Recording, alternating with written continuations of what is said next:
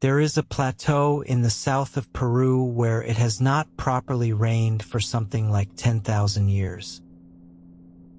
It lies between the Andes and the sea, a flat expanse of gray-brown stone and sand, empty of trees, empty of water, empty of almost everything a person could use.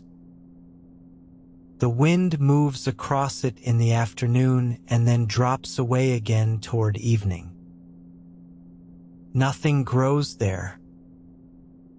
Nothing rots. Nothing moves except the dust and the shadows.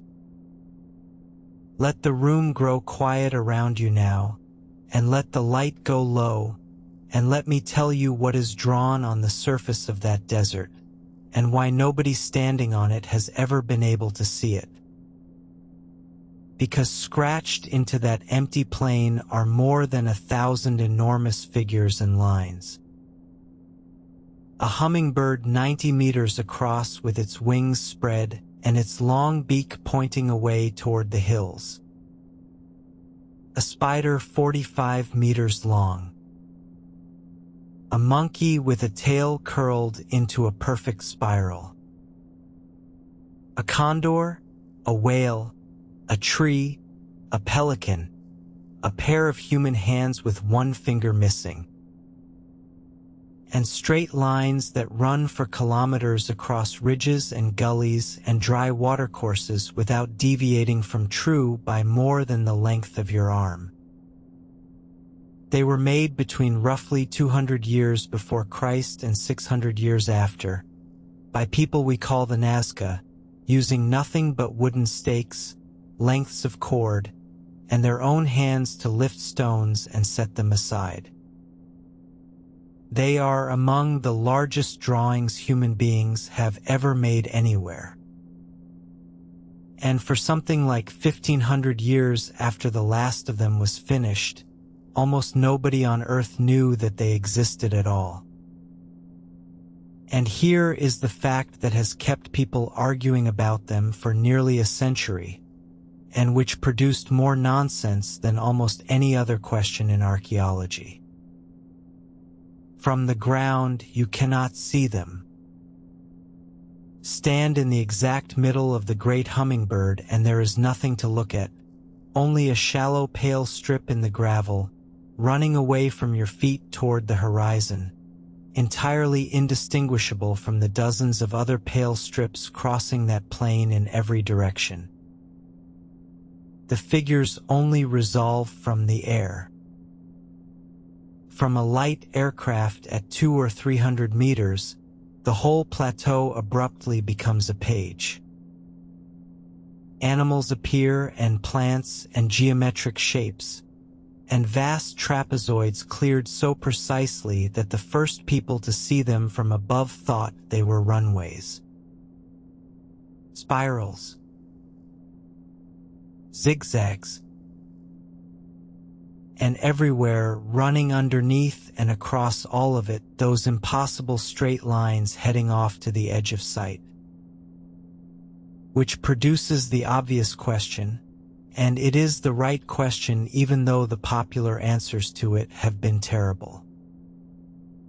Why would people spend generations in one of the harshest deserts on the planet making enormous pictures that they themselves could never stand back and look at? What is the point of a drawing that nobody can see? The answers people reached for in the 20th century were spectacular and mostly wrong. Landing strips for alien spacecraft. A gigantic astronomical calendar aligned to the solstices. A map of the constellations laid out on the ground. Signals made for gods who were assumed to live in the sky. Ancient hot air balloons flown by Nazca priests. For 50 years, the lines belonged more to speculation and paperback publishing than to archaeology. The real answer has been assembling slowly over the past 40 years, out of pottery fragments and excavated post holes and the mapping of what lies at the end of each line. It is stranger and more human than any of the theories, and it turns out to have almost everything to do with the one thing these people did not have and needed above all else: water. It begins with the desert itself, which is one of the driest inhabited places on the surface of the earth. The Nazca lived at the very edge of what human life can manage, in a handful of narrow valleys fed by rivers that come down from the Andes for a few weeks in the summer, run hard for a while, and then sink into the sand and disappear entirely for the rest of the year. It begins with a people who left no writing at all, and whose real name we will never know. The word Nazca comes from a language spoken centuries later. But they made painted pottery of extraordinary beauty in a dozen mineral colors, wove cloth finer than anything being produced in Europe at the same date, and dug underground aqueducts so well engineered that some of them still deliver water to farms in that valley today, 2,000 years after they were built. It begins with a technique so simple that a single family could manage it in an afternoon. The desert floor is covered with a layer of small stones that have oxidized over thousands of years to a dark rust red. Lift those stones aside, pile them at the edge, and the pale yellow-gray ground beneath is exposed. That is the entire method. The lines are not carved or dug or built. They are swept. And it begins with an accident of geography so unlikely that it is almost the whole reason we can have this conversation. A landscape so dry, so still, so empty of plants and water and frost, that a shallow scratch in the surface of the ground can survive untouched for 2,000 years, while every empire that existed when it was made has risen and fallen and been forgotten. For centuries afterwards, the lines simply lay there. Farmers walked across them. A road was eventually driven straight through one of the largest figures.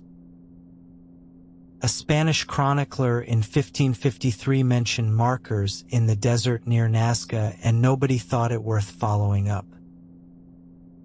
Then, in the 1920s, commercial aircraft began flying the route down the coast of southern Peru, and pilots started reporting something distinctly odd on the ground beneath them.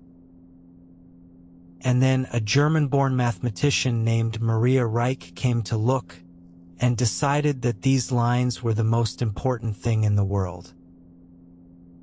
She spent the next 50 years of her life almost alone in that desert, measuring, mapping, calculating, sweeping the lines clean with a household broom, fighting the authorities to protect them, and sleeping in a small room without electricity or running water.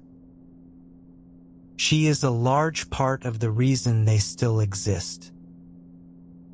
Today, the lines are a UNESCO World Heritage Site, watched by satellite and protected by Peruvian law, and they are still very much under threat. From squatters building on the edges of the Pampa, from illegal mining, from trucks taking shortcuts, from protest groups walking onto the figures with banners, and from a changing climate that is beginning to bring rain to a plateau with no drainage whatsoever. This is the whole story of that desert, told slowly and in order. The people who lived there, the water they were desperate for, the figures they swept into the ground, the woman who saved them, the theories that turned out to be wrong, and the answer that has been quietly emerging from the archaeology. There is nothing you need to remember and nothing you need to follow. If you fall asleep in the first 10 minutes, the desert will still be there. Let it be still now and let me begin. To understand what the Nazca did, you have to understand where they did it, because almost every single thing about this story is determined by the landscape, and the landscape is about as extreme as inhabited land gets. This is not a desert in the sense of somewhere hot and dry with occasional oases.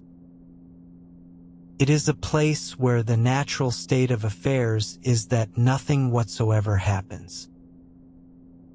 The southern coast of Peru is one of the driest regions on the planet. A few weather stations in the Atacama, a little further south, have never recorded measurable rainfall at all in the entire history of measurement. The Nazca region is marginally kinder than that, but not by much, a handful of millimeters a year in a good year, and in most years no rain at all for decades at a stretch. There are two reasons, and they work against the region from opposite directions. Offshore, the Humboldt Current brings cold water north from the Antarctic, chilling the air above it so that it cannot carry moisture inland. And to the east, the Andes rise to 6,000 meters and intercept every drop of rain coming from the Amazon basin on the far side. Between the cold sea and the high wall, a strip of coastal desert several thousand kilometers long has been dry for millions of years. And in the middle of that desert lies the Nazca Plain, the Pampa, a great flat expanse of stony ground running roughly 80 kilometers between the Nazca and Ingenio river valleys. It is raised a little above the valley floors on either side, entirely barren, and almost perfectly level, which is exactly why the lines on it can run so far without interruption. The surface of that plain is the key to everything that follows, and it is worth understanding properly. The ground is covered with a layer of small stones and pebbles, and those stones have been lying in the sun and the dry air for tens of thousands of years without being disturbed. Over that enormous span of time, iron and manganese within them have slowly oxidized, coating each stone in a dark reddish-brown film that geologists call desert varnish or desert patina. Underneath that dark upper layer, the ground is pale, a yellowish-gray soil rich in gypsum, protected from the sun by the stones above it. So the desert floor is effectively a two-tone surface, dark on top and light beneath, laid out flat across 80 kilometers. Anybody who moves the upper stones aside leaves a pale mark. And on this plateau, that mark is permanent, because there is almost nothing here to erase it. The wind on the Pampa is gentle and steady rather than violent, and it moves fine dust rather than shifting stones. There is no rain to wash lines away and no runoff to cut across them. There is no vegetation whose roots could push the ground apart or whose leaves could bury it. There is no frost to crack the surface, and there are no burrowing animals to churn it up. The plateau is, in the most literal sense possible, a page that does not turn. And there is one further piece of luck, which Maria Reich was fond of pointing out. The dark stones absorb heat all day and radiate it back through the night, creating a thin cushion of warmer air that sits on the surface of the plain. That cushion damps the wind exactly where it would otherwise do damage at ground level. The desert, she used to say, has been protecting its own drawings for 2,000 years without being asked to. The valleys on either side of the Pampa are a completely different world, and the contrast between them is central to this story. Where the rivers run, for a few weeks each year, when snowmelt comes down out of the Andes, there are green strips of cultivated ground, cotton and maize and beans and squash and gourds, perhaps a few 100 meters wide, with hard gray desert beginning abruptly at the edge of the last irrigated field.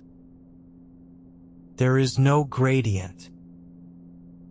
It is green and then it is nothing. So hold that picture because it is the world these people lived in.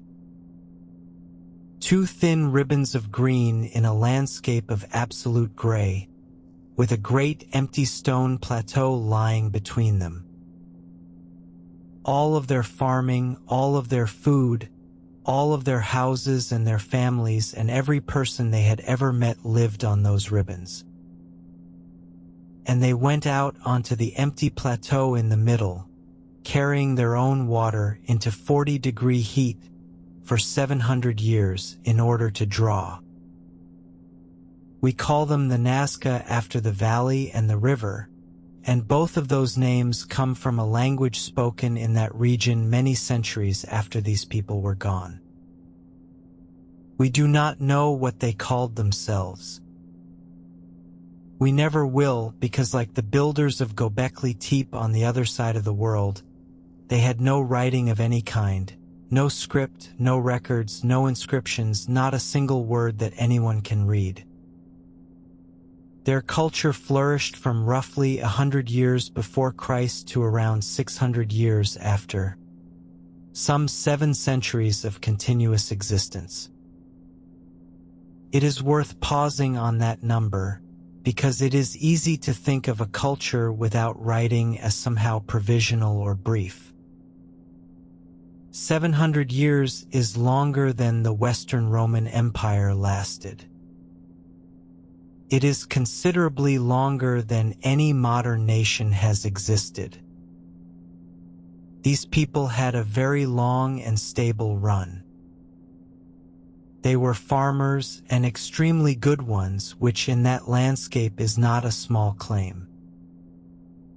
On narrow strips of irrigated valley floor they grew maize, beans, squash, peanuts, chili peppers, and above all cotton, which they wove into some of the finest textiles produced anywhere in the ancient world. They kept guinea pigs and llamas, and they fished the cold, extraordinarily rich waters of the Pacific just to the west. Their pottery is usually the first thing that archaeologists notice because it is genuinely remarkable. Nazca ceramics are painted in as many as 12 or 15 distinct mineral colors, a range that no other pre-Columbian culture in the Americas ever achieved, and then burnished and fired to a hard, polished, almost lacquered finish. The colors have held for 2,000 years in the desert. And what is painted on that pottery matters enormously for our story, because it is the same set of images that appears on the desert floor.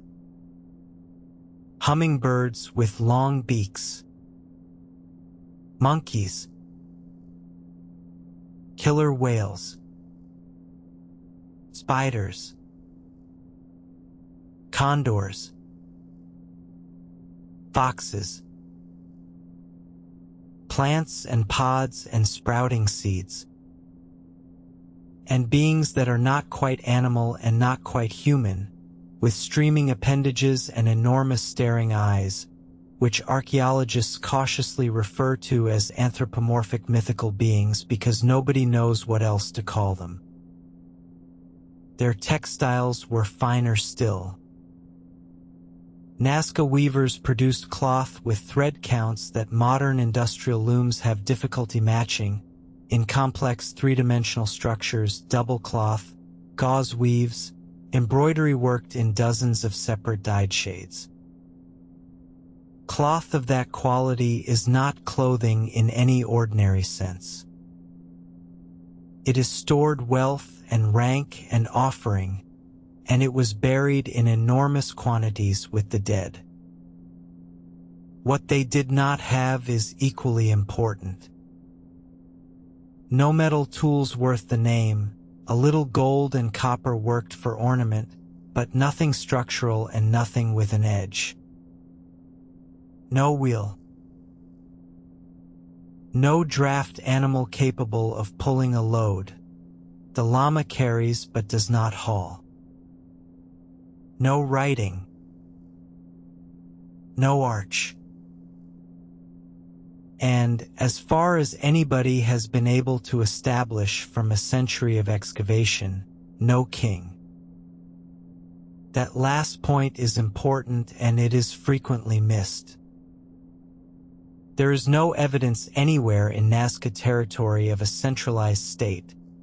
No palace, no throne room, no royal tomb stuffed with the loot of conquest, no fortified capital dominating the valleys.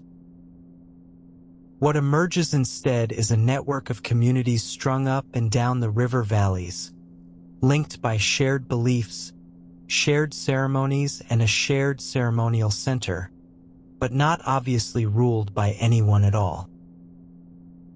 Which means that whatever moved these people to spend 7 centuries making the lines, it was not a king ordering it to be done. Nobody was compelled.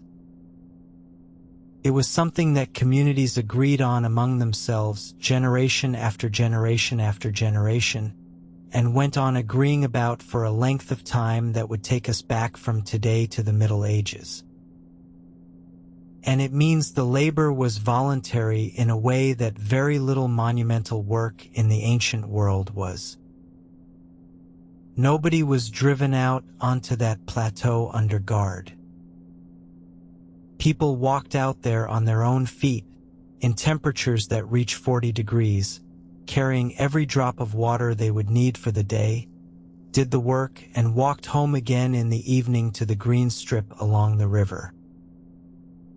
The Nazca did not invent the idea of drawing on the landscape. They inherited it from the people who came before them, and understanding that inheritance changes how we read everything they subsequently did, because it tells us that when they made a particular choice about where to put their images, they knew exactly what the alternative was and rejected it on purpose. Before them, on the same stretch of coast, was a culture we call the Paracas, named after the peninsula where their great cemeteries were found buried in the sand. They flourished from roughly 800 to 100 years before Christ, overlapping the beginning of the Nazca period, and in most respects the Nazca simply are what the Paracas became. The pottery styles shade into one another without a break. The burial customs continue. The gods on the textiles look the same. The Paracas are famous for 2 things above all else. The first is their textiles, recovered in astonishing condition from desert burials on the peninsula. Mummy bundles wrapped in layer upon layer of embroidered cloth, some containing hundreds of square meters of fabric covered in figures worked in colored wool. Buried in dry sand, sealed from air and light, they came out of the ground after 2,000 years with the colors still bright enough to photograph. The second thing is that they, too, drew on the land. On the hillsides near the coast, and particularly in the Pampa Valley just to the north of Nazca, there are geoglyphs that predate the Nazca Lines by centuries. Human figures with elaborate headdresses, animals and geometric shapes, cleared into the slopes by exactly the same technique of moving the dark surface stones aside to expose the pale ground beneath them. And there is one crucial difference in where the Paracas put them, which turns out to matter more than almost anything else in this story. Paracas geoglyphs are on hillsides, and they are angled so that they can be seen clearly from the valley floor below. They were made to be looked at by people standing on the ground, walking past, going about their ordinary business. They are, in effect, billboards, and they work. The most famous figure on this entire coast, the candelabra of Paracas, a great branching shape nearly 200 meters tall cut into a slope facing the bay, is exactly this kind of thing. It is visible from the sea for many kilometers, and sailors have used it as a navigational landmark for centuries. Whoever made it wanted it seen from a long way off and chose the ground accordingly. There is nothing mysterious about its placement at all. And then, somewhere in the transition into the Nazca period, the images move. They come off the hillsides and out onto the flat Pampa, where nobody standing anywhere on the ground can see them, and where the effort required to make them is very much greater, because the distances are larger and the sightlines longer and the walkout from the valley is further. That shift is one of the most revealing facts in this entire subject, and it demolishes a whole category of lazy explanation at a stroke. The Nazca were not confused about visibility. They were not primitively unaware that a picture works better on a slope where people can see it. Their own ancestors had been making perfectly visible hillside figures for centuries, and the Nazca went on making some themselves. When they moved out onto the flat, they were choosing something else deliberately with full knowledge of what they were giving up. Whatever the lines on the Pampa were for, then it was not display. It was not a message to other people on the ground, because there were no other people on the ground who could receive it. It was not decoration of a landscape anybody would look at. Something about the act of making them, or about their sheer existence on that particular flat, dark, endless surface, was itself the point, and every serious modern explanation begins from exactly there. And there is one more inheritance worth noting before we move on, because it will come back at the end. The Paracas were already extracting water from beneath the ground in that desert, and they were already burying their dead in the sand with enormous care and expense. Water and the dead.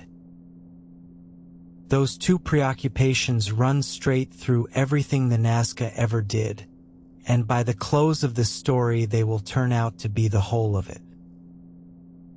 Let us deal with the practical question early, because an enormous amount of nonsense has been written about it and the truth is refreshingly ordinary. How exactly do you draw a 90-meter hummingbird on a desert floor, with no metal, no wheel, no draft animal, and no way of ever getting above the ground to check whether you have got it right? The technique is subtraction, and it could hardly be simpler. The dark oxidized stones on the surface are moved aside, picked up by hand or scraped along with a wooden tool, and piled up along the edges of the cleared area. The pale ground underneath is thereby exposed, and the contrast between the two is strong enough to read from a distance. That is the whole method. There is no digging, no carving, no cutting, no mortar, no shaping of any material. A line is simply a strip of desert that has been tidied up. The depth involved is trivial, and this surprises almost everybody. Most of the lines are 10 to 15 centimeters deep at the very most, and a great many are considerably shallower than that. And the evidence for the method is still lying there in plain sight, 2,000 years later.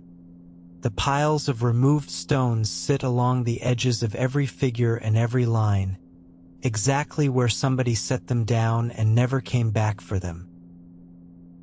For the straight lines and the great trapezoids, the technique is simpler still. All you need is wooden stakes and cord. Set a stake in the ground, sight along it to a second stake placed some distance away. Then clear the ground between them, checking your alignment as you go and setting a third stake further on when you reach the second. Wooden stakes have actually been found still in place at the ends of some of these lines, and one of them was radiocarbon dated firmly to the Nazca period. That is how the lines stay so remarkably straight over such distances. It is precisely the principle a modern surveyor uses, requiring no instrument more sophisticated than a clear eye and a long piece of string, and it will hold a line true over several kilometers so long as the ground is open enough to sight along. On the Pampa, the ground is nothing but open. There is not a tree or a building or a rise anywhere to interrupt the view. The animal figures are the more interesting problem because they are curved, correctly proportioned, and in most cases drawn as a single continuous line that never crosses itself. That is a genuinely difficult drawing problem even on paper, and doing it at 90 meters without ever seeing the result is harder still. The most persuasive explanation, worked out by Maria Reich and since confirmed by experiment, is that they were produced by scaling up a small drawing, segment by segment. You begin with the figure at a manageable size, sketched on cloth or scratched onto a flat stone, or drawn in the dust with a finger. You divide it mentally into short segments. Then, out on the ground, you reproduce each segment at some fixed multiple of the original using cord and stakes. A straight run of so many paces here, an arc of such a radius there, swinging a taut cord around a central stake to sweep out the curve, exactly as a gardener marks out a circular bed. And Reich found the physical evidence for precisely that. At the center of several of the great curves in the figures there are stones with holes worn into them, or sockets where a wooden post had once stood, the pivot points around which a cord was rotated to draw an arc.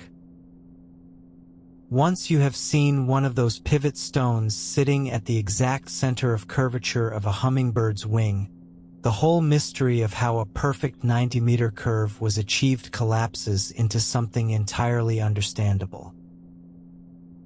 Then, in 1982, a team of researchers tested the entire proposition rather than merely arguing about it.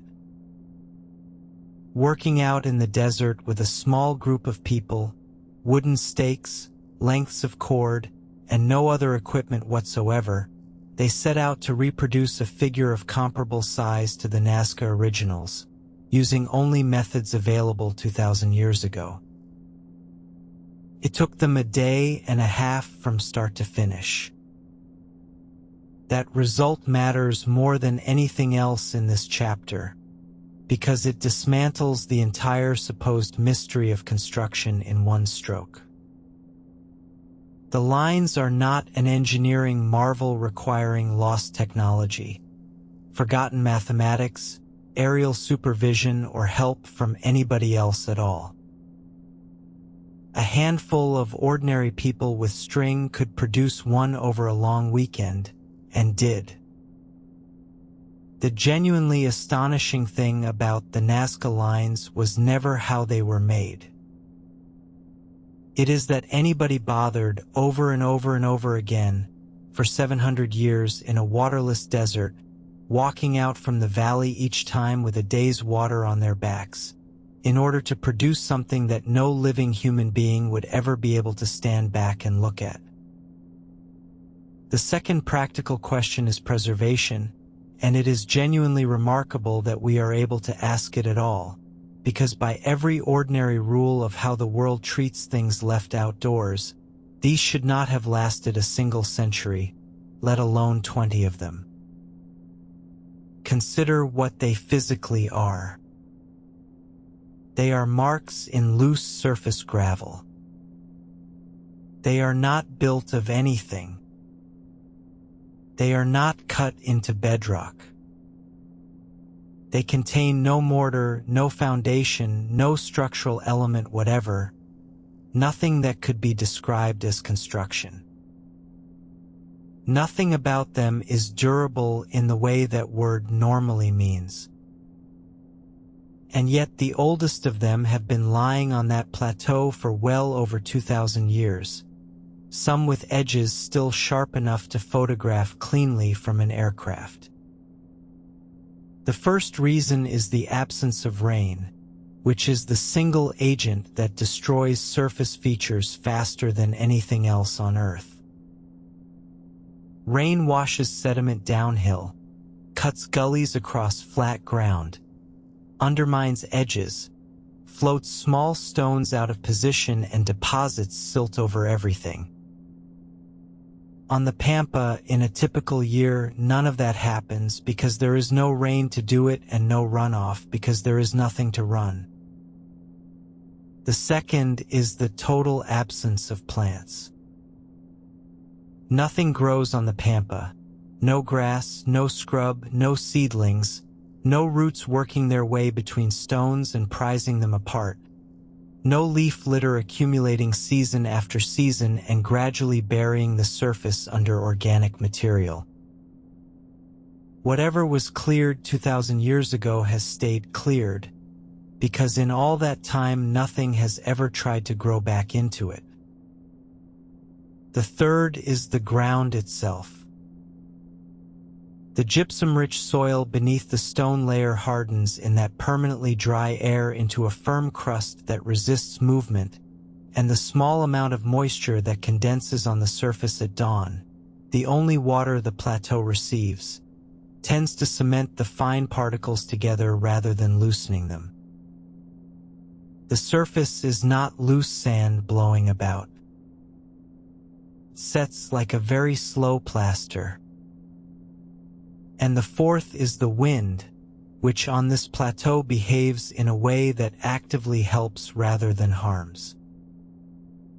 Because the dark stones absorb heat all day and release it slowly through the night, a layer of warmer air sits over the surface of the Pampa and acts as a buffer, slowing the wind precisely at ground level where it could otherwise shift stones. The desert, as Maria Reich liked to say to visitors, defends its own drawings without being asked.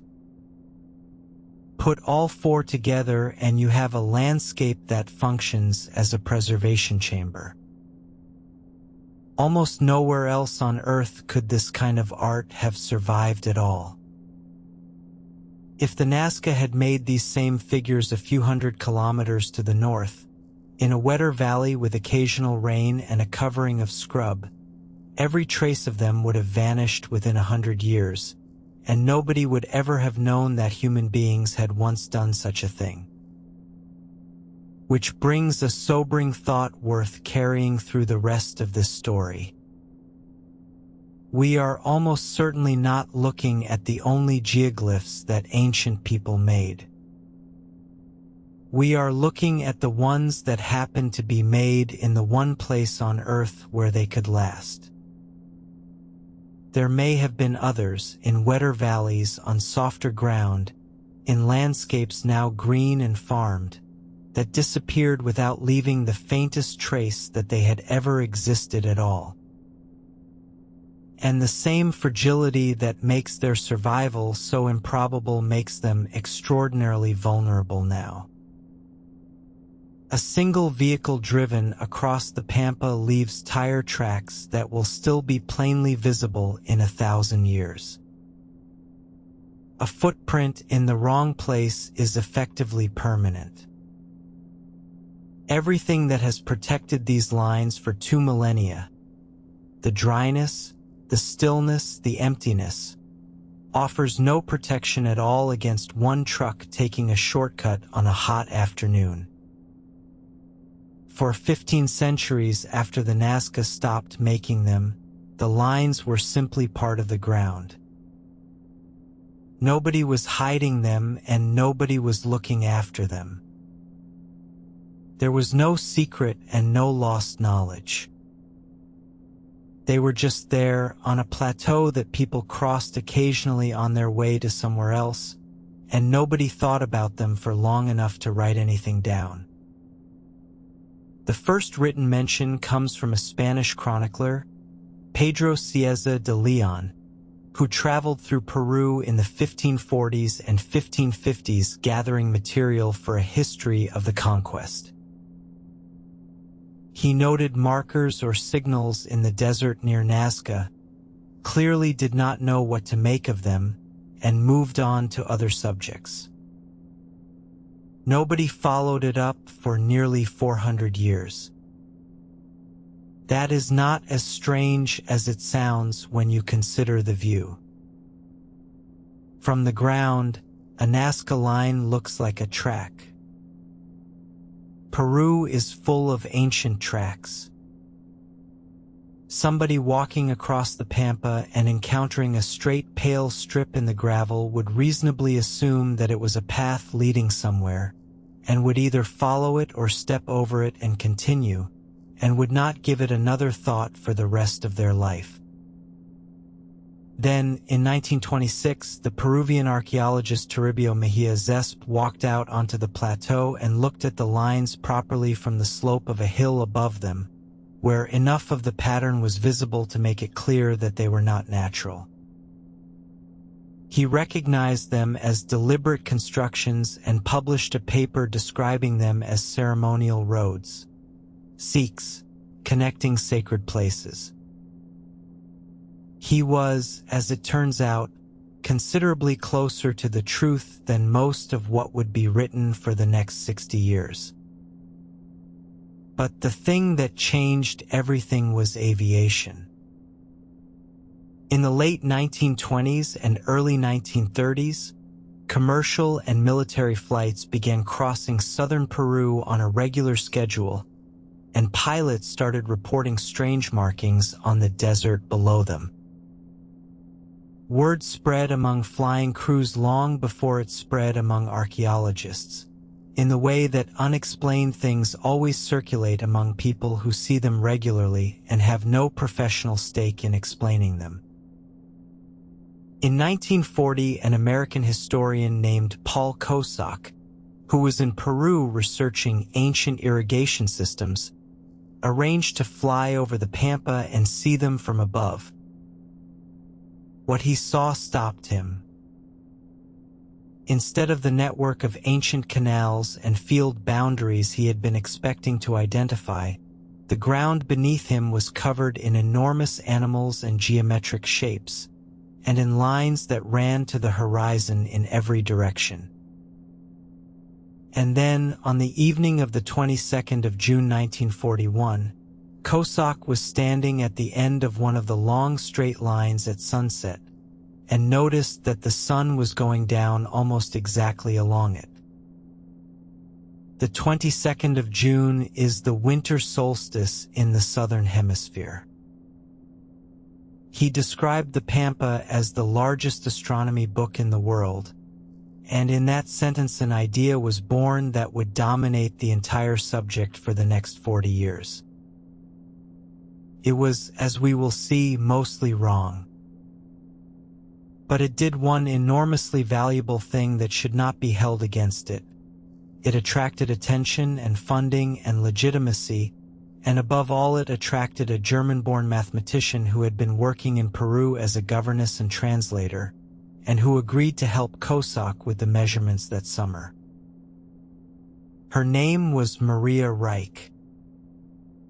She was 38 years old, and she had a background in mathematics and physics that made her precisely the right person to take on a problem consisting of 800 bearings on a flat plane.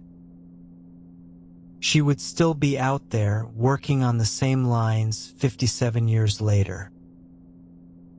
Maria Reich was born in Dresden in 1903 and trained in mathematics, physics, and geography at Hamburg. In 1932, with Germany going in a direction she wanted no part of whatsoever, she took a job in Cusco as a governess to the children of a German consul, and, apart from one visit, she never really went home again. She worked afterwards as a teacher and translator in Lima, doing scientific translation among other things, and it was through that work that she met Paul Kosok and was drawn into the problem of the lines. When Kosok's other commitments took him back to the United States, he effectively handed the entire subject over to her. She took it and made it the whole of her life and never married or had any other career. What she then did is difficult to convey without sounding sentimental, so it is best to be plain about the facts.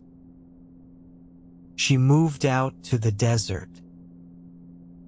She lived first in a small room in a farmhouse at the edge of the Pampa and later in a simple house nearby, for many years without electricity or running water. She measured the lines herself on foot, alone, with a tape and a compass and a plane table, in temperatures that regularly exceed 40 degrees. She walked that plateau for decades, mapping figures that nobody had properly recorded, calculating bearings, and building up the first systematic survey of the site that had ever existed. She published her results. And most famously of all, she cleaned the lines, going out with an ordinary household broom and sweeping accumulated dust and drifted stones off the cleared strips to keep the contrast sharp enough to photograph. There are photographs of her doing exactly that. An elderly European woman in a plain dress and a headscarf, entirely alone in an enormous gray desert, sweeping the ground with a broom. It became the defining image of the Nazca Lines for a whole generation of readers, and it was not a publicity stunt arranged for a magazine. She did it for years because if she did not do it, nobody else was going to. She also fought continuously and often against the authorities. When the Pan American Highway was routed straight across the Pampa in the 1930s and 1940s, cutting, as it happens, directly through the tail of the lizard figure, it was Reich who campaigned to limit further damage and to have the route respected thereafter. When drivers began taking vehicles onto the plain for sport, she confronted them in person, on foot, alone. She paid for guards out of her own money, from the proceeds of a small book she wrote about the lines. She lobbied successive Peruvian governments for decades to have the site formally protected. And she built, very largely by force of her own personality and persistence, the idea that these lines were a national treasure rather than an inconvenient patch of stony ground standing in the way of development. Her scientific conclusions have not all survived, and honesty requires saying so. Her central thesis, that the lines form a vast astronomical calendar marking solstices, equinoxes, and the rising points of stars, was subjected to statistical testing in the 1960s and again in the 1980s, and it did not hold up for reasons we will come to shortly. She defended it long after most specialists had moved on. But that is an entirely normal fate for a first hypothesis about a genuinely difficult problem, and it should not be allowed to obscure what she actually achieved. Without Maria Reich, a great many of these figures would have been driven over, built on, quarried away, or plowed under long before anybody official had decided they were worth protecting. She was wrong about what the lines meant, and she is the reason there is anything left to be right about. She was made an honorary citizen of Peru. In her last years, blind from an eye disease and confined to a wheelchair, she lived in a hotel beside the Pampa and continued to receive visitors and to argue about the lines with anyone who would sit down with her. She died in June 1998 at the age of 95 and was buried at her own request at the edge of the desert she had spent 57 years defending. The small house where she lived for so long is now a museum, kept much as she left it. Her instruments are in it, and her papers and her broom. So what is actually out there on that plateau? It is worth being specific about this because the popular image of the Nazca Lines is dominated by half a dozen famous animals, and those animals are in fact a very small minority of what covers the ground.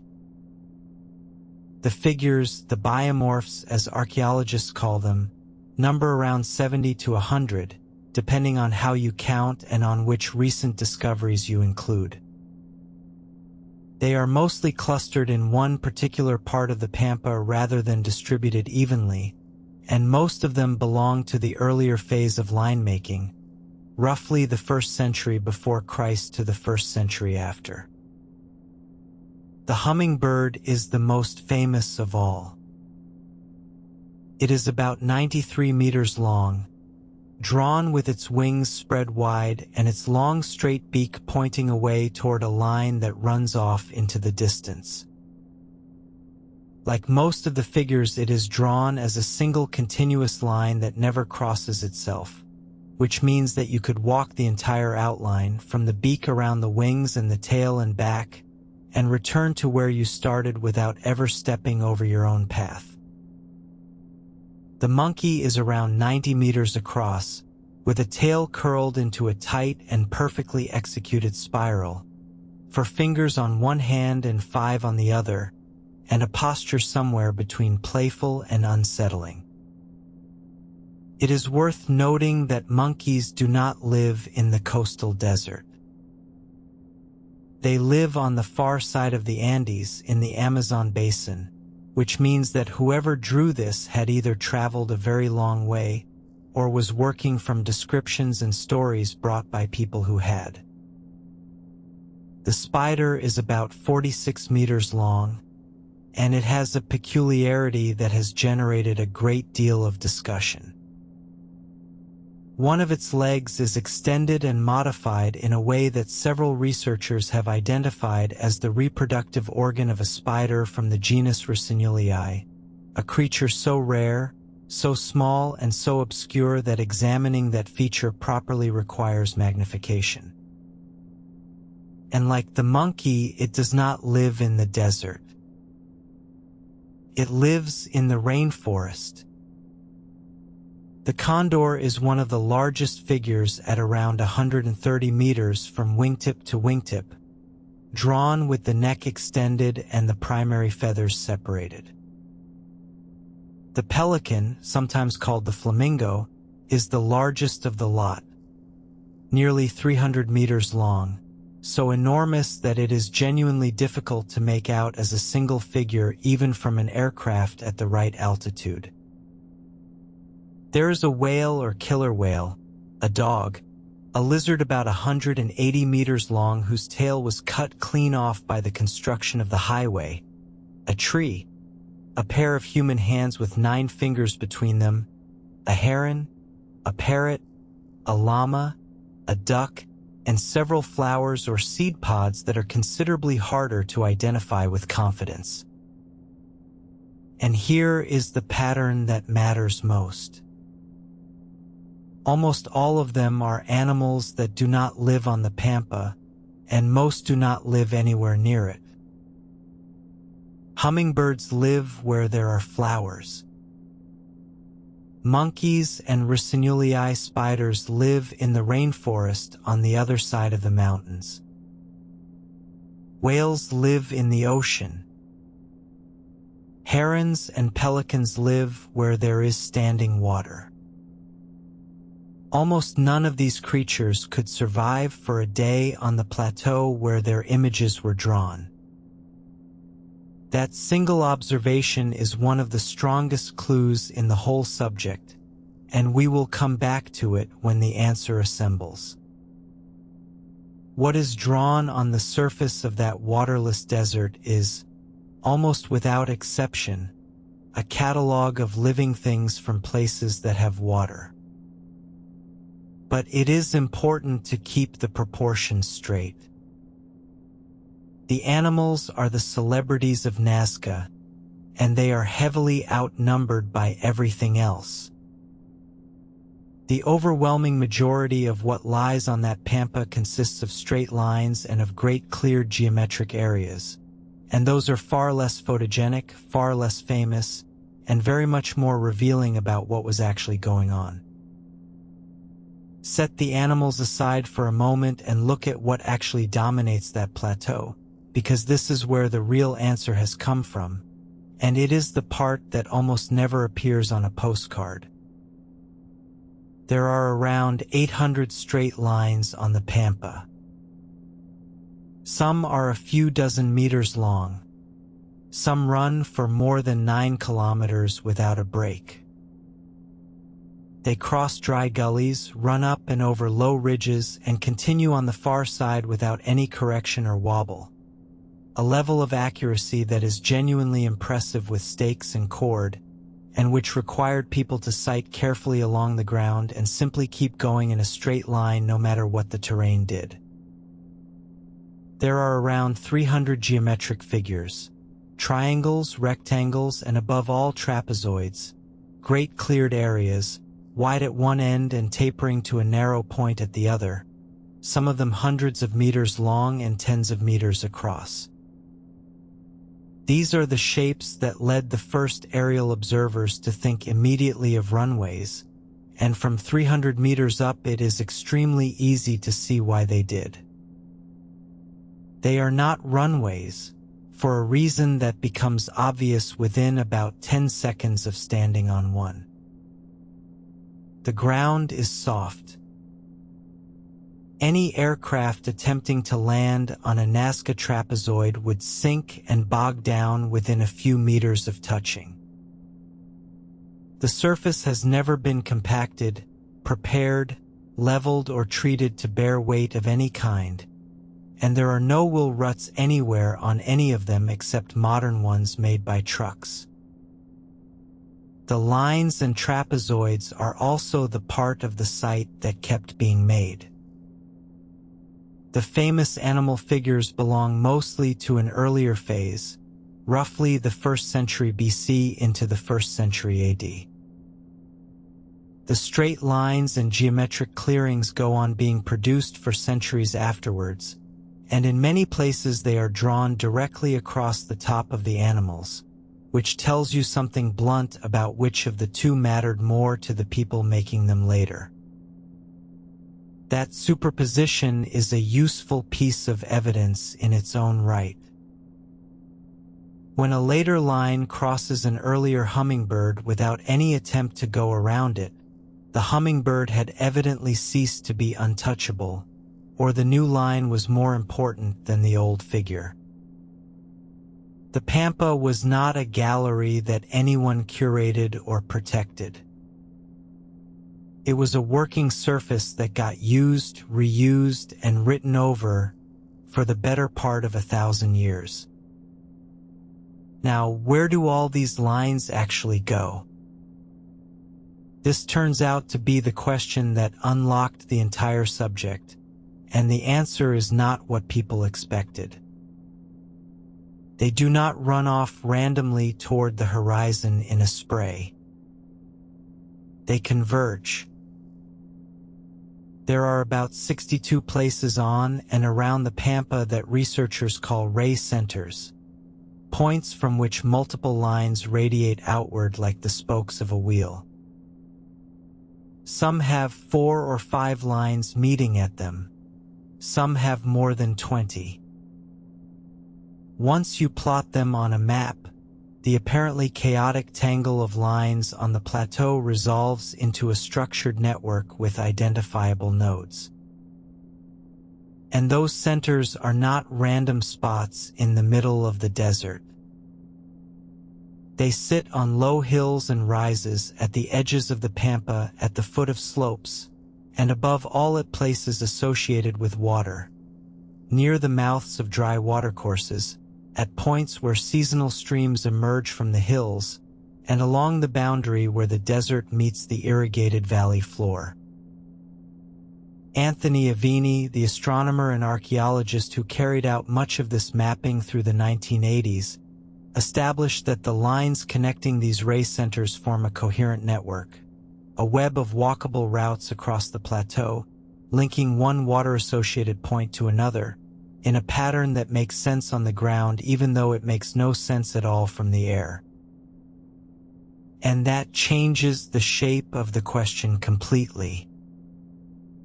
If the lines converge on places connected with water, and link those places to each other in a network you could walk, then the Pampa is not a picture at all and never was. It is a system. And systems have functions. Before we follow that thread, we have to deal properly with the theory that dominated the whole 20th century, because it was not a silly idea and it took real scientific work to take it apart. Paul Kosak's observation on the solstice evening in 1941 was perfectly genuine. He was standing at the end of a line, and the sun did set along it. Maria Reich took that single starting point and spent the following decades building it into a complete hypothesis, that the lines constitute an astronomical calendar, aligned to the rising and setting of the sun at the solstices, to the movements of the moon, and to the rising points of important stars and constellations. It is an entirely reasonable idea, and it is worth saying why. Ancient agricultural societies everywhere care intensely about the calendar, because planting at the wrong moment means going hungry a season later. Marking the solstice is one of the commonest things human beings have ever done with monuments, from Stonehenge to Chichen Itza. And some Nazca lines genuinely do point toward astronomically significant places on the horizon. The trouble is statistical, and it is exactly the kind of trouble that is very hard to see from inside a hypothesis you have devoted your life to. There are around 800 lines on that plateau, running in every direction. The horizon has 360 degrees, and the sun, moon, and bright stars rise and set across a considerable portion of it.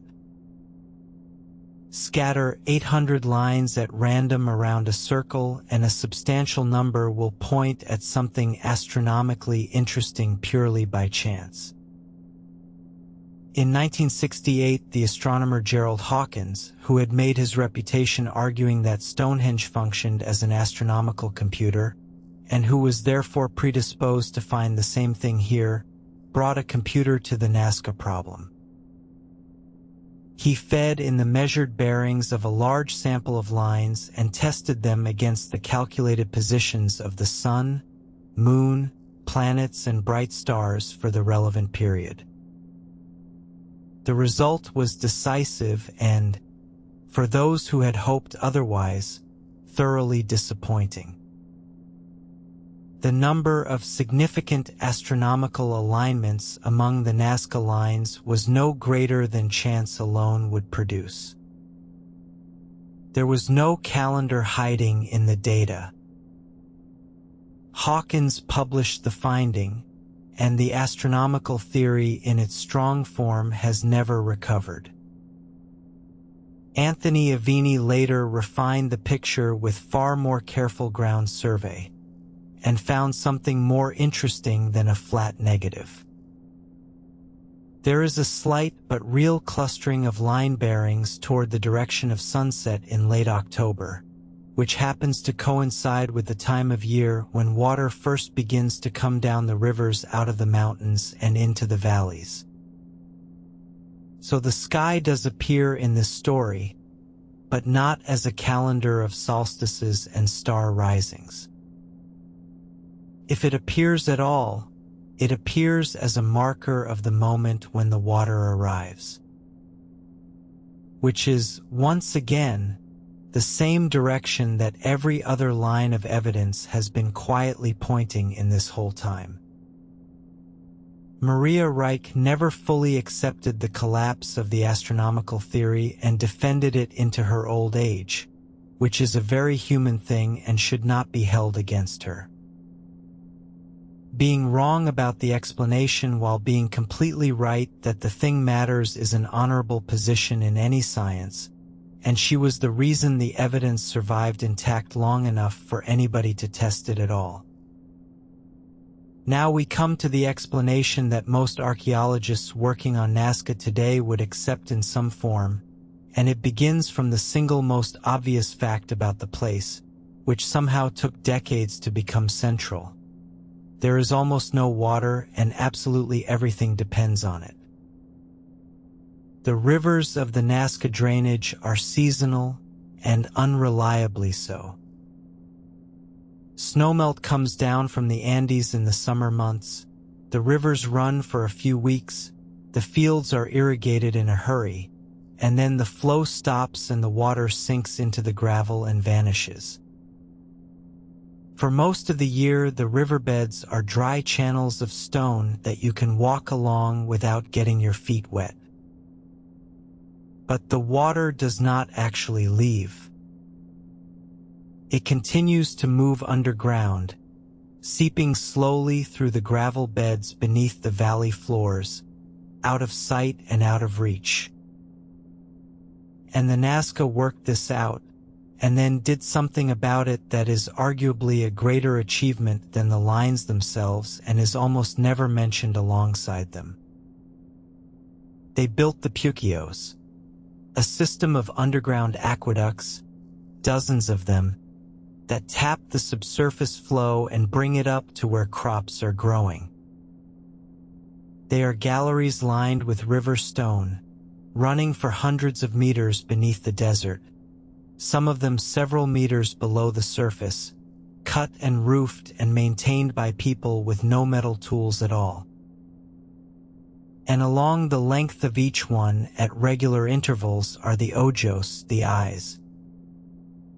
They are spiral shafts, corkscrew-shaped openings lined with stone and wide enough for a person to walk down into the tunnel below. They allow access for the constant cleaning these systems require, and they let wind enter the gallery, which measurably increases the flow of water along it. This is genuinely sophisticated hydraulic engineering, worked out by people with no writing to record it and no metal to cut with, in the first centuries after Christ. And here is the detail that ought to end any argument about the capabilities of these people. Some of the puquios are still in use today. Farmers in the Nazca Valley still irrigate their fields with water delivered through tunnels dug 2,000 years ago. So we have a society whose entire existence depended on locating, moving, managing, and celebrating water in a place that had almost none, and which was demonstrably capable of large, coordinated, technically demanding public works in order to get it, sustained across generations without any central authority we can identify. Now put the lines back on top of that picture. The ray centers sit at water-associated places. The lines connect them into a network. The trapezoids frequently sit at the mouths of dry watercourses, or along the routes that water follows when it does flow, and in a number of cases they are oriented pointing in the direction the water comes from, up toward the mountains where the rain that eventually reaches Nazca actually falls. And the figures, the animals, are almost entirely creatures associated with water and with fertility. Hummingbirds, which appear only where there are flowers. Herons and pelicans, which live where there is standing water. Whales, which live in the ocean. Monkeys and rainforest spiders from the far side of the Andes, where the rains come from. The desert is covered in images of everything the desert does not have. The picture that assembles out of all this is not a calendar and not a message aimed at the sky. It is a ritual landscape wholly concerned with water, where it comes from, when it arrives, what route it takes, and what human beings have to do to make reasonably sure that it keeps coming next year and the year after. And this fits with everything else we know about Andean religion, which is the strongest argument in its favor. In later Andean cultures, including the Inca, whose practices the Spanish recorded in detail, sacred places in the landscape called huacas were linked by conceptual lines called siques radiating out from Cusco, and those lines were walked in procession as part of ceremonies overwhelmingly concerned with water and agricultural fertility. The Nazca Lines look very much like an earlier, physical, drawn-on-the-ground version of exactly that system. Not lines made to be looked at from anywhere. Lines made to be walked along. Which brings us to the piece of evidence that turned the entire subject around, and it is not grand or photogenic in the slightest. It is broken pottery. When archaeologists finally began systematically surveying what actually lies on the surface of the lines, rather than photographing them from aircraft, they found smashed ceramics. Not scattered randomly across the desert in the way that rubbish scatters, but concentrated on and immediately beside the lines and trapezoids, and particularly heavily at the ray centers and at the ends of individual lines. And the pottery is not domestic waste. It is fine ware, the painted, polished polychrome ceramic that took real skill and time to make, of exactly the kind used in ceremony. Crucially, much of it appears to have been broken deliberately and in place, smashed on the spot as an offering, in precisely the manner recorded ethnographically all over the Andes right into the modern period. Alongside the pottery there are spondylus shells, a spiny oyster from the warm waters far to the north, off the coast of Ecuador. Spondylus was the single most valuable ritual substance in the entire Andean world for thousands of years, and its association was, above everything else, with water and rain. It was traded 1,000 kilometers down the coast at enormous expense and offered at sacred places.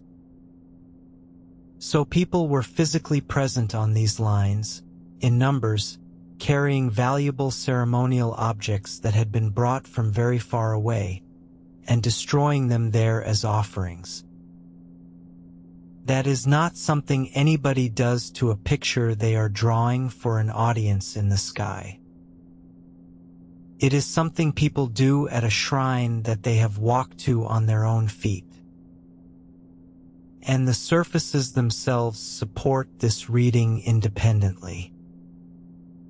Studies of soil compaction within some of the trapezoids show that the ground has been trodden, walked over repeatedly by many feet across long periods, in a pattern that is measurably different from the undisturbed desert beside it.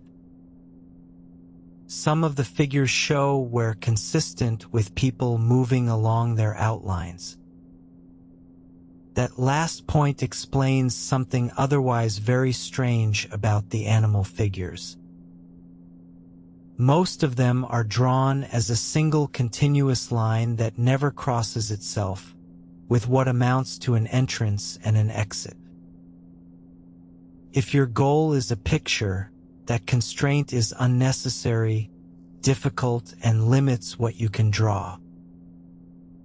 If your goal is a path that a procession can walk from beginning to end without anybody ever having to step over the route, it is absolutely essential.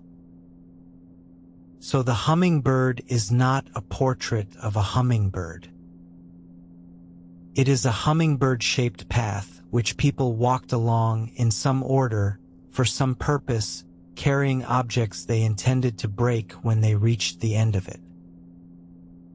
Once you see it that way, the fact that the figures cannot be seen from the ground stops being a mystery at all, and becomes almost trivial. You do not need to see a path from above in order to walk it. The Nazca were not making images for a viewer. They were making routes for a participant, and the shape of the route mattered enormously because of what it was a shape of. And the reason those shapes are creatures of water is that the walking was, in all probability, about asking for water. From the mountains, from the sky, from whatever the Nazca believed governed the flow of the rivers that arrived, or failed to arrive each summer, and on which every single life in those valleys depended. There is one more place that has to enter the story, because it is where a great many of these lines appear to point, and because for decades it was completely misunderstood in a way that is instructive. 6 kilometers southwest of the Pampa, on the south bank of the Nazca River, lies Cahuachi.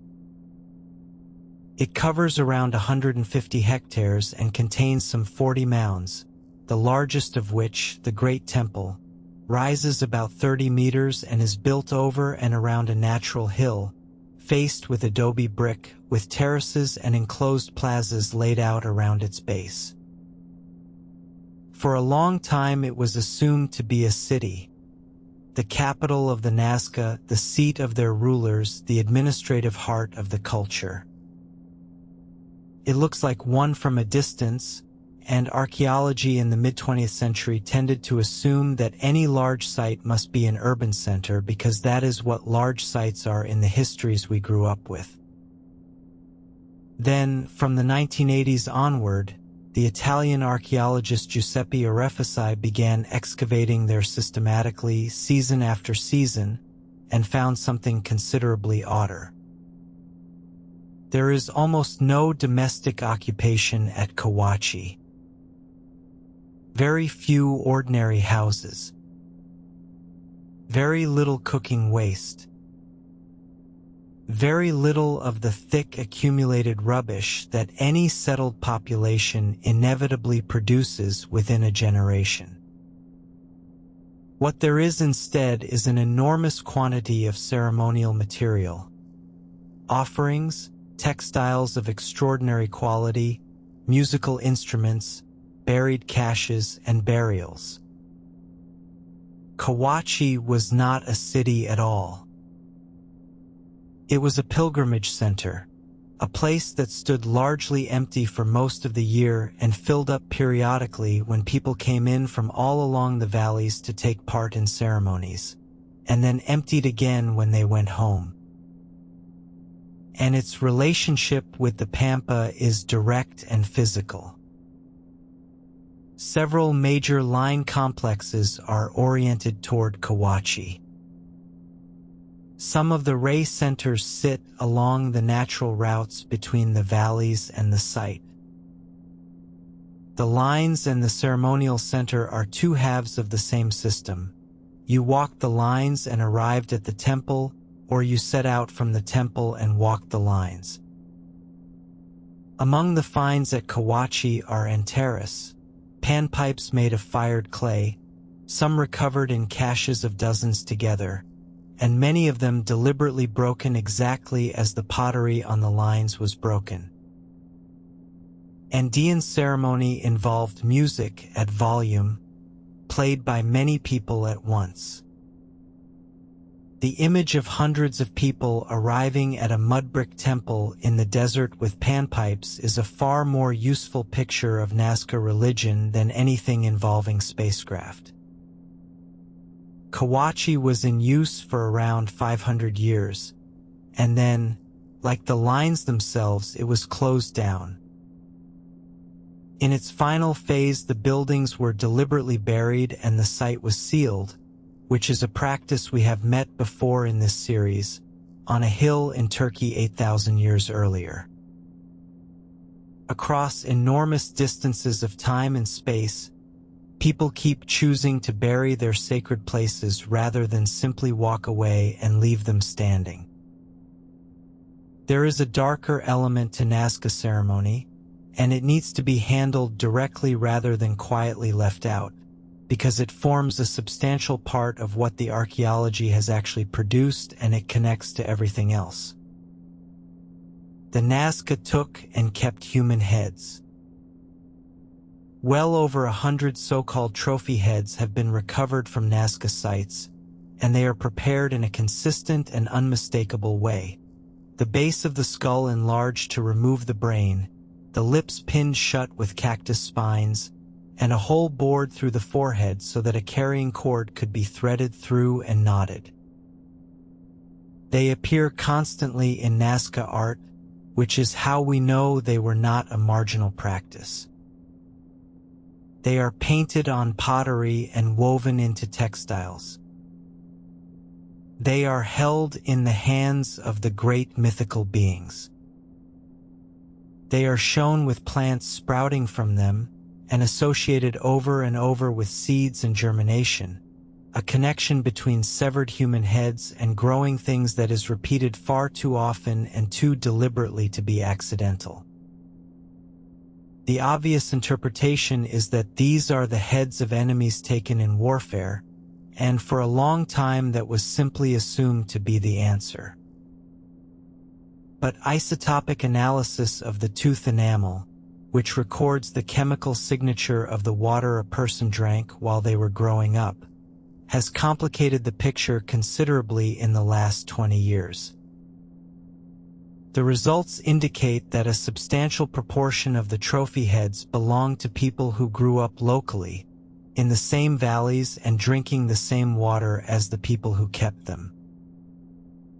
They were not distant foreigners captured in raids on another region. Some of them may well have been members of the same communities, which shifts the practice from warfare toward something closer to ancestor ritual.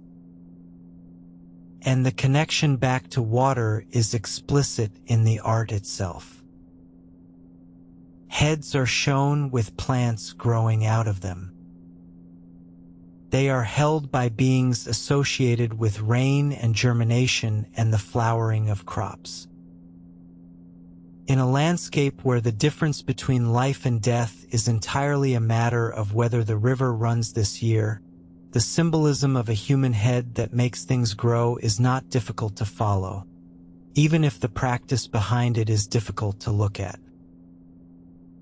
It would be dishonest to present the Nazca as gentle desert artists producing pretty pictures of hummingbirds for the sky.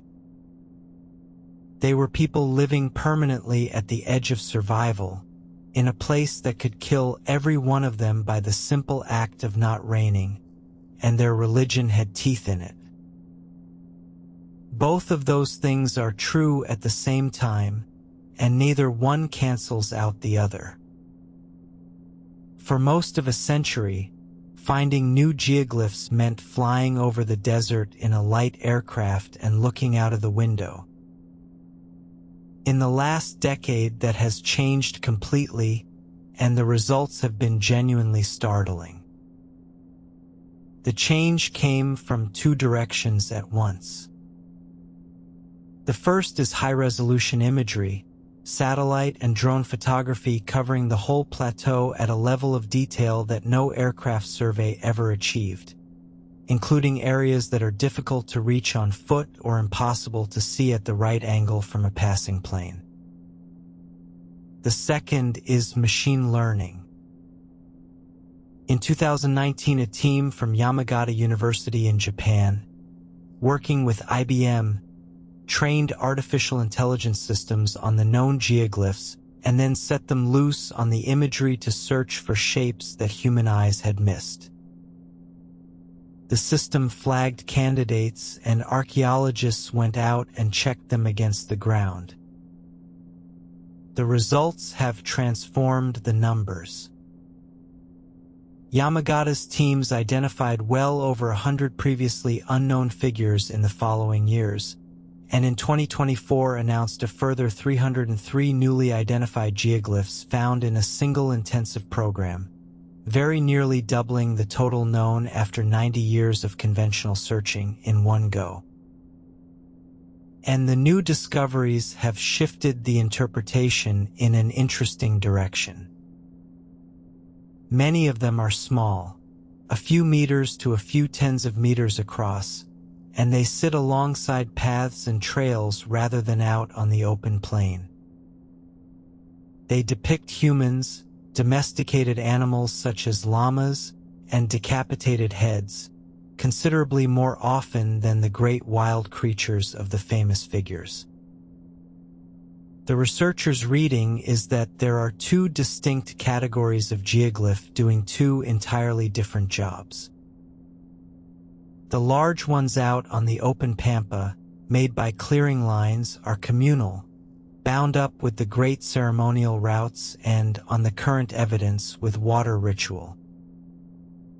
The small ones beside footpaths, made by piling stones into low relief, are more like markers seen at close range by individual travelers, in passing alone. That distinction makes the whole system feel much more like a lived landscape and much less like an inexplicable open-air gallery. Some of it was for everybody on great occasions with music and crowds. Some of it was for one person walking past on an ordinary afternoon on their way somewhere else. And the work is nowhere near finished. Every new survey adds figures to the list. It is entirely possible that the number of geoglyphs on and around that plateau will eventually be counted in the thousands, and that a great many of them have been walked past by researchers for decades without anybody recognizing what they were looking at. Because so much about these lines went unexplained for so long, they became a magnet for spectacular theories, and it is worth walking through the main ones calmly rather than pretending they were never said. A great many people first heard of Nazca through one of these, and they deserve a proper answer rather than a sneer. The most famous by an enormous margin came from a Swiss writer named Erich von Däniken, whose book Chariots of the Gods sold tens of millions of copies from 1968 onward and was made into a documentary film. His argument was that the trapezoids are landing strips, constructed by ancient people at the instruction of visiting extraterrestrials, and that the animal figures were signals made for beings in the sky. It is easy to see how the idea took hold so completely. From an aeroplane window, a Nazca trapezoid does look uncannily like a runway, a long, straight, cleared strip with defined edges. Human beings are extremely good at recognizing patterns and extremely bad at resisting a satisfying story. And the book arrived at precisely the moment when the Apollo program had the entire world looking upward and thinking about space. But the theory fails on contact with the actual ground in several independent ways at once. The trapezoids are soft. Nothing heavy has ever landed on one, because anything heavy would immediately sink. The surface has never been compacted or prepared in any way. There are no structures, no debris, no anomalous materials, no burn marks, nothing whatsoever except cleared stone. More importantly, we know exactly how the lines were made and by whom in considerable detail. We have the wooden stakes, radiocarbon dated. We have the piles of removed stones sitting where somebody put them. We have the ceremonial pottery smashed on the lines, dated firmly to the Nazca period.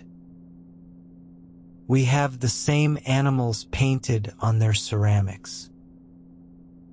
And we have a modern experiment showing that a small team with string can make one in a day and a half. And there is an argument against this whole genre that is worth stating plainly, because it applies equally to Göbekli Tepe and Easter Island and the pyramids of Egypt. The claim that ancient non-European peoples could not possibly have made impressive things without outside assistance is not merely unsupported by any evidence.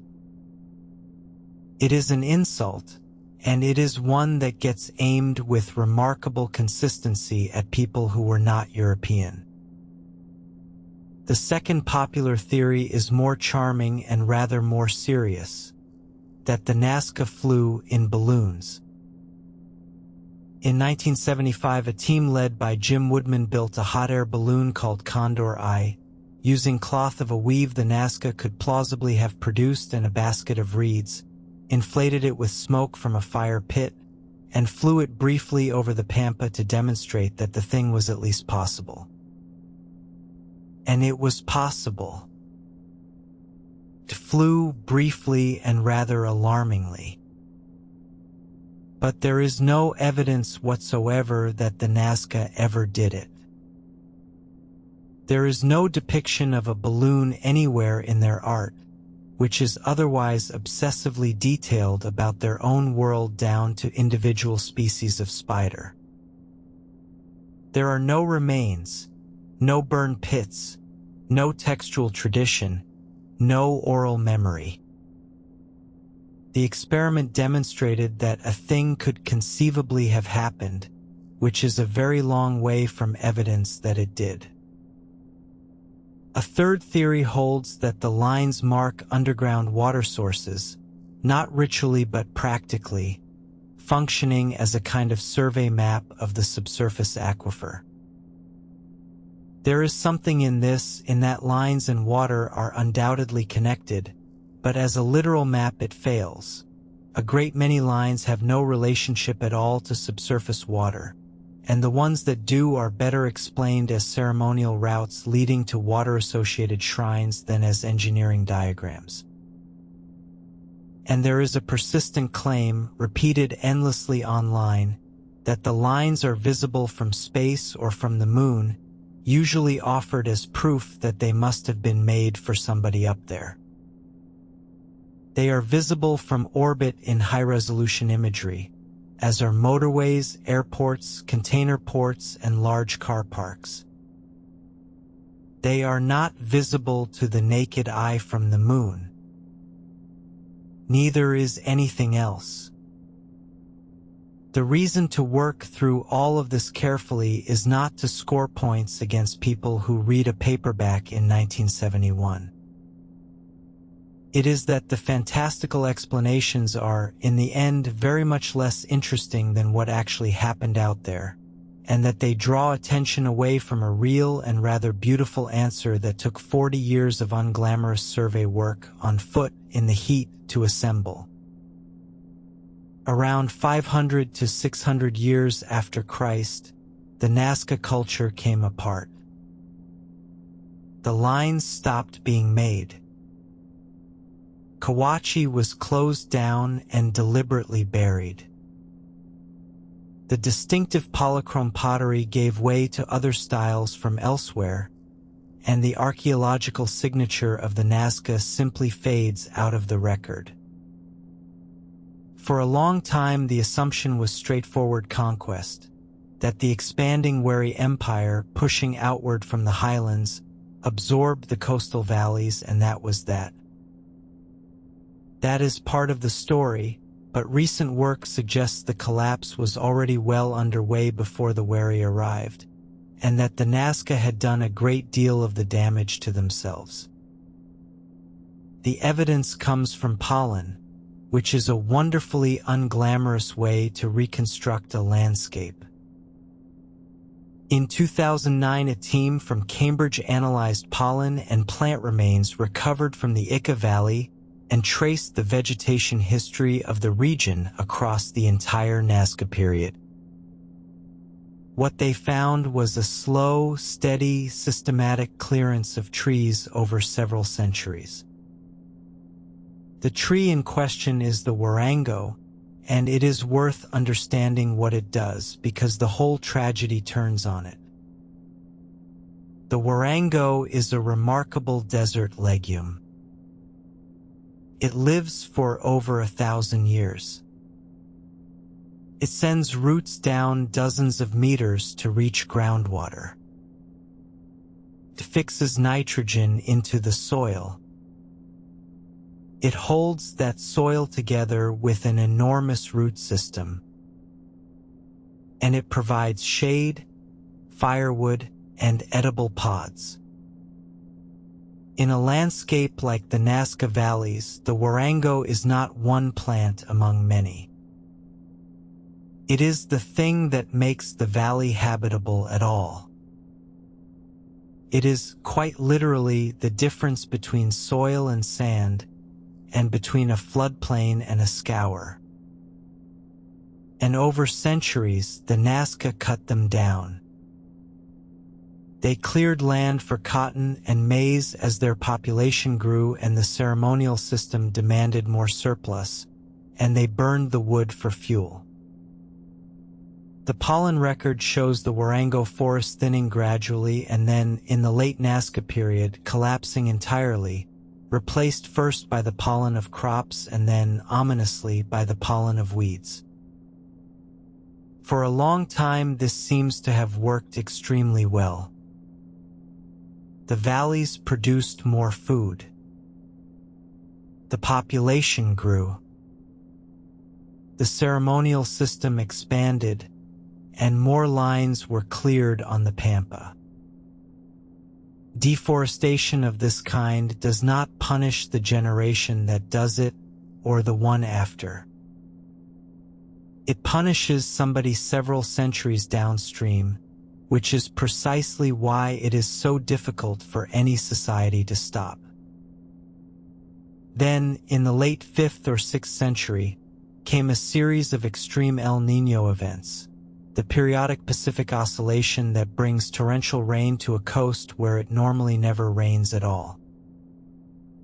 And that is the moment where the two halves of the disaster came together with nothing to stop them. With the warango forest gone, there was nothing holding the soil in place. The floods came down the valleys and stripped the farmland to bedrock, cut new channels through the fields, and buried or destroyed the irrigation systems that had taken generations to build. The land that had been cleared in order to feed more people was now, quite suddenly, unable to feed anybody at all. It is a very modern story told 2,000 years early. A society that solves a real problem in a way that works beautifully for centuries and then fails catastrophically when the conditions change, having in the meantime removed the very thing that would have protected it from exactly that change. And there is a bleak symmetry in it that is hard to miss. The people who covered a desert plateau with images of water creatures and walked hummingbird-shaped paths in the heat asking for rain were destroyed in the end by too much of it, arriving all at once on ground they had themselves stripped bare. The valleys were not abandoned. People went on living there, under Were influence, then Inca, then Spanish, then Peruvian, farming the same narrow strips of green beside the same unreliable seasonal rivers, doing much the same things in much the same places for another 1,500 years. Some of the Nazca infrastructure survived the collapse of the culture that built it, which is a strange kind of afterlife. The puquios kept flowing, and kept being cleaned and maintained by people who had no memory at all of who had originally dug them. Water does not care who your ancestors were, and a tunnel that works is a tunnel that gets used. The lines, meanwhile, simply stopped meaning anything. Whatever the ceremonies were, the walking, the music, the offerings, the words spoken at the end of the route, they ended, and nobody carried the practice forward. Within a few generations, the routes on the Pampa were just marks in the gravel that the old people had made a long time ago for reasons nobody could now explain. The Inca came through the region in the 15th century and built one of their roads across the plateau. Interestingly, they seem to have recognized the lines as significant in some way, because Inca period material has been found associated with a number of them, but there is no evidence at all that they understood what they were, and their own Sikh system, though similar in principle, was entirely their own invention. Then the Spanish arrived, and the population of coastal Peru collapsed by something like 90% within a century, overwhelmingly from introduced disease rather than violence. Whatever thin threads of memory might conceivably still have connected anybody to the meaning of the Pampa were cut at that point, thoroughly and permanently. And so the lines lay there for another 400 years, crossed by mule tracks and eventually by a highway, while the rest of the world got on with its business and invented, among other things, the aeroplane, until finally somebody looked down from 300 meters and saw a hummingbird. The Nazca Lines were inscribed as a UNESCO World Heritage Site in 1994, and the protected area now covers around 750 square kilometers of desert, an area roughly the size of a small county, kept empty on purpose. They are monitored by satellite, by drone survey, and by a small number of guards on the ground, and access to the Pampa itself is legally restricted. Visitors see the figures from light aircraft, from a metal viewing tower beside the highway, and from a natural hill that overlooks part of the plateau. Walking out among them is not permitted, for reasons that become obvious the moment you understand how the surface works. The threats are real, constant, and mostly mundane. The Pan American Highway runs directly across the site and was driven through the lizard figure decades ago, before anybody had the authority to stop it. Trucks occasionally leave the road, sometimes by accident, sometimes deliberately to take a shortcut, and the tracks they leave behind them are, for practical purposes, permanent. In December 2014, activists from Greenpeace walked onto the Pampa beside the hummingbird and laid out large cloth letters for a photograph timed to coincide with the United Nations Climate Conference in Lima. The message was about renewable energy. The footprints they left in the process caused damage that Peruvian officials described as irreparable, and the organization subsequently apologized. There is illegal mining at the edges of the protected zone. There are squatter settlements expanding onto land at the margins of the Pampa as the towns grow. There is agricultural encroachment as farms push outward into the desert wherever water can be found or brought. Each of these is individually small and cumulatively serious. And then there is the climate. The rain events that used to be a once-in-a-generation catastrophe are becoming steadily less rare. A plateau with no drainage, no vegetation, and a surface that has been undisturbed for millennia is not remotely equipped to handle water arriving in quantity. Heavy rain in recent years has already caused mudflows across parts of the site. There is also a genuine tension between protection and knowledge, which we met at Göbekli Tepe and which applies just as sharply here. Every survey means a person walking on the Pampa. Every excavation removes context permanently. The site is best preserved by being left completely alone and least understood by exactly that same condition, and there is no way to have both. The current compromise is remote sensing wherever it is possible, satellites, drones, machine learning, photogrammetry, and boots on the ground only where they are genuinely necessary. It is a reasonable balance, and it is precisely why so many new figures are being found at the moment without anybody having to dig anything at all. It is worth gathering the open questions into one place, because although the broad shape of the answer is now reasonably clear, an enormous amount remains genuinely unknown, and pretending otherwise would be dishonest. We do not know what the individual figures meant. We are fairly confident that the hummingbird is connected somehow to water and fertility because hummingbirds are, but we have no idea what a Nazca walking that outline was thinking, saying, singing, or asking for as they went round it. We do not know why particular animals were chosen for particular places on the plateau, or why some are enormous and others comparatively small, or why a rainforest spider from the far side of the Andes appears carved into a coastal desert by people who may never have seen one alive. We do not know how the routes were actually walked, in what order, by how many people at a time, how often, at what time of year, whether in silence or with music, whether men and women did it separately or whether children came too. We do not know why the animal figures stopped being made while the straight lines and trapezoids carried on being cleared for centuries afterwards. Something about the practice changed quite fundamentally somewhere around the 1st or 2nd century, and we cannot see what it was or why. We do not know what the relationship was between the different communities that used the Pampa, whether they cooperated in making the lines, competed with one another through them, divided the plateau between them by agreement, or all three at different times.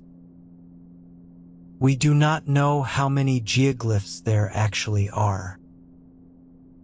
Every survey adds more. The current total is well over 1,000 and climbing steadily, and the 2024 results suggest we may not be close to the end of the counting. And we do not know what was set out there, which is the permanent and unfixable gap. These people had no writing. The ceremonies performed on those lines were made of speech and music and movement, and every one of those things is gone completely. We have the stage in extraordinary physical detail, and not one line of the play. Let us imagine one occasion, carefully, inventing nothing that the evidence does not permit. It is late in the year, sometime around 200 years after Christ, and the light is beginning to go long in the afternoons. The rivers have been dry for months. The fields along the valley are being watered from the puquios, and the level in the galleries has been dropping steadily all season.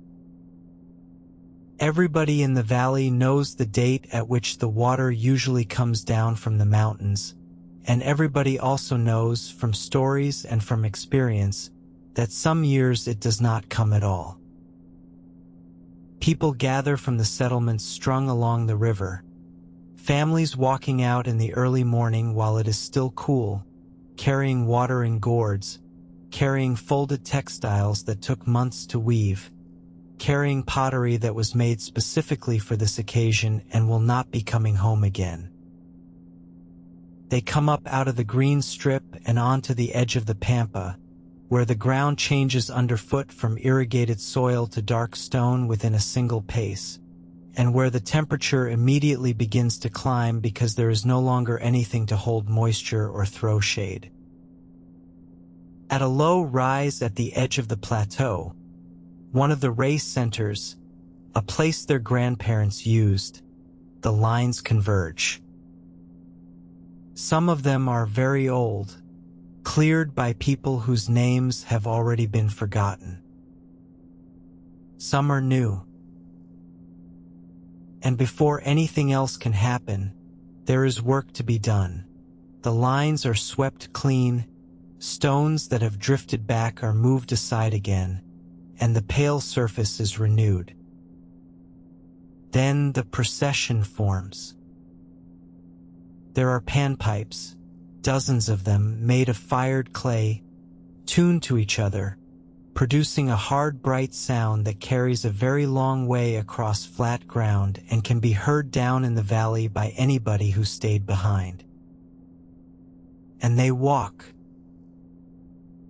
in single file along a route that turns and doubles back and curves and runs straight, tracing out the shape of a bird with a long beak. A shape that not one person in that line can perceive as a bird from where they are standing, and that every single person in that line knows perfectly well as one. The walk takes a long time. The sun is high. The stone underfoot is hot enough to feel through sandals. And somewhere in the middle of it, the shape of the path becomes the only thing there is. Turn and turn again, the long straight run out toward the hills, the tight spiral of the tail, the slow curve of the wing. At the end, at the point where the outline returns to the place it began, the offerings are made. Fine pots, painted with the same creatures that are drawn under their feet, are broken deliberately against the ground. Spondylus shell, carried 1,000 kilometers down the coast at enormous cost, is set down and left where it lies. And then everybody walks back down to the valley in the late afternoon, and the plateau is empty again by evening, and the pieces of broken pottery lie exactly where they fell, where archaeologists will pick them up 1,800 years later and finally work out what the lines were for. And some weeks after that, the water comes down from the mountains. Or it does not. So let us put the whole thing together, because the answer that has emerged is a great deal more satisfying than any of the theories it replaced, and it deserves to be stated clearly in one place. The Nazca Lines are not pictures. They are paths. They were made to be walked rather than seen, which is precisely why they are laid out on flat ground where they cannot be viewed from anywhere, and why the animal figures are drawn as continuous unbroken routes with an entrance and an exit. They form a ritual landscape concerned above all with water. The lines converge on water-associated places. The trapezoids sit where water flows when it flows at all. And the animals are creatures of rivers, rain, oceans, and flowering plants, which is to say, an inventory of everything that this particular desert did not have and desperately needed. They were made by communities rather than commanded into existence by a state, which is why they accumulate over 7 centuries with no overall plan. Overlapping, crossing, being renewed in one place and abandoned in another, in a way that no single central authority would ever have tolerated or permitted. They are individually trivial to make and enormous in aggregate, the sum of many thousands of small acts of clearing, carried out by ordinary people walking out from the valley with cord and stakes, across a span of time longer than the history of most nations. And they belong to a tradition that continued in the Andes long after the Nazca themselves were gone. Sacred places in the landscape, connected by lines, walked in procession, for rain and for the fertility of the ground. The Inca were doing a recognizable version of the same thing 1,500 years later, and the Spanish were there to write it down. Seen that way, the question that puzzled everybody for the better part of a century, why make a picture that nobody can see, dissolves completely. It was never a picture. We were simply looking at it from the one position in the universe from which its purpose is invisible, which is directly above. There is something quietly funny in that, and it is worth sitting with. The aircraft that revealed the lines to the modern world are the same reason we misunderstood them for the following 50 years. We saw them from the sky, and so we assumed, naturally and completely wrongly, that they had been made for the sky. If you go to Nazca now, this is roughly what you get, and it is worth describing because the reality is different from the photographs in ways that matter. There is a small aircraft from the local airfield, holding perhaps 6 people, and a flight of about half an hour. The pilot banks hard over each figure, first to one side and then to the other so that both rows of passengers get a view, and calls out the names of the figures as they come. A certain number of people are quietly and thoroughly airsick. From the air the figures come and go quickly, and some are easier than others. The hummingbird is unmistakable. The monkey's spiral tail is startlingly clear. The spider takes a moment to resolve into a spider. The condor is so large that it is hard to take in as a single thing. And the figure on the hillside they call the astronaut stares up at you with its round eyes as you go past. What is more striking than any individual figure, though, is the sheer density of the lines. The plateau is covered in them in every direction, hundreds of pale straight tracks running to the horizon, crossing and overlapping and cutting through one another, with the great trapezoids among them like cleared fields. It looks less like a gallery than like a page somebody has written on for 1,000 years. There is also the viewing tower beside the Pan American Highway, 13 meters high, from which you can see 2 or 3 figures at an oblique angle and get some sense of how they sit in the ground, while standing with the trucks going past on the road behind you at speed. And then there is the Pampa itself, which you cannot walk on. What you can do is stand at the edge of it, on the boundary between the last irrigated field and the beginning of the stone, and look out at a completely flat gray plain under an enormous sky, and feel how hot the ground is through your shoes, and understand how far it goes. That is closer to the Nazca experience than the aircraft will ever be. They never had the aerial view and never expected to. What they had was this: the heat coming up off the stones, the pale line running away from their feet toward nothing in particular, and the knowledge, carried in the head, not in the eye, of what shape it made. So what remains of all this, and what does it mean? It means, first of all, that human beings have been doing extraordinary and completely impractical things for the sake of belief for a very long time, in every part of the world, independently, without anybody needing to teach them how. It means that the assumption sitting underneath a century of speculation, that ancient people in the Americas could not have done this themselves, was wrong in the most basic and most embarrassing way, and that the actual answer required nothing more exotic than string, patience, and a reason to bother. It means that a society without writing, without metal, without the wheel, and apparently without a king held a single shared project together for 700 years, purely by continuing to agree among themselves, generation after generation, that it mattered. And it means that the most important thing in that desert was water, which is what the entire plateau is about, from the figures to the trapezoids to the long straight lines running out to the places where water comes up out of the ground. The Nazca asked for water in the most elaborate way that anybody has ever asked for anything. They cleared paths in the shape of the creatures that live where water is, and they walked those paths in 40-degree heat playing panpipes, and they broke their finest pottery at the end of the route as an offering.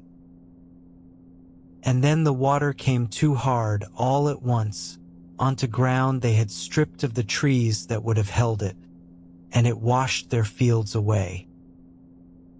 The plateau is still there. The lines are still on it. The hummingbird is exactly where it was, 93 meters from beak to tail, pointing at a line that runs off toward the hills and stops. The pottery they broke is still lying beside the routes, in pieces, where it fell out of somebody's hands 18 centuries ago. The pukios are still running, and farmers in that valley still take water from tunnels dug by people whose language nobody has spoken aloud for 1,500 years and whose name for themselves is lost. The warango trees are mostly gone, though there are efforts now to plant them again. Slow and patient work, since a warango takes the better part of a human lifetime to become anything much at all. Maria Reich's broom is in a small museum at the edge of the desert, and her grave is out there too, on the boundary between the green and the gray, exactly where she asked to be put. The aircraft go up every morning from the little airfield, weather permitting, and bank over the monkey and the spider and the condor with 6 people looking out of the windows and one of them regretting breakfast. And the lines that nobody has yet found are still out there under the dust, waiting for the next survey or the next machine learning pass to notice something that human eyes have walked straight past for 100 years. It is worth remembering, finally, how very nearly all of this was lost, and how much of what survived comes down to sheer accident. If it had rained on that plateau even occasionally, there would be nothing at all. If the highway engineers had chosen a route a few kilometers to the north, there would be more. And if one German mathematician had not decided to spend her entire life out there with a broom, a great deal more would have been driven over before anybody in authority understood what it was. The Nazca had no idea that we would be here. They were not making a message for the future, and they were not thinking about posterity. They were asking for rain in the present urgently, because the alternative was watching their children go hungry in a valley with no other option.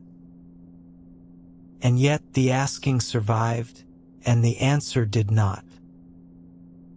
We have the hummingbird, and we do not have the prayer. Which is, in the end, what almost all archaeology is, the durable part of something whose important part was made of breath. The desert is quiet now. The wind gets up in the afternoon and moves the dust around a little and then drops away again toward evening, as it has done every day for 10,000 years. Nothing grows. Nothing rots. The stones lie where somebody set them down 2,000 years ago, in a line, in the shape of a bird, and nothing has moved them since. And the pale ground beneath them goes on being pale, exactly as it has since the day it was first uncovered, under a sky that almost never gives anything back. If you stood out there tonight, there would be nothing at all to hear. No insects, because there is nothing for them to eat. No water. No leaves. only the sound of your own movement on the stones, and then, when you stopped moving, nothing whatsoever. That is the whole story of the Nazca Lines. 1,000 years of people walking out into a desert to ask for water, in the shapes of the animals that have it, on a plateau so perfectly still that their footpaths are still lying there. The rivers still come down from the mountains in the summer. Most years. The valleys are still green in the same narrow strips, in exactly the same places they have always been. And the great plain between them is still empty, and still covered in lines, and still cannot be read by anybody. Some of those figures have not been walked by a single human being for 1,500 years. The stones piled along their edges have not been touched since the day they were put there. The spirals are still spirals. The straight lines are still straight to within the width of a hand across 9 kilometers. And the whole enormous drawing goes on lying there under the sun, patient and unread, exactly as it was left. Nothing is asked of you now. The aircraft are on the ground for the night, and the airfield is closed and the hangar doors are shut. The viewing tower is empty, and the highway is quiet, and the last truck went through an hour ago.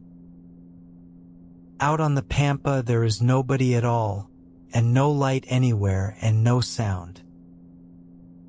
The hummingbird is there in the dark, all 93 meters of it, facing the hills the way it always has. It has been waiting a very long time, and it is in no hurry whatsoever. Sleep well.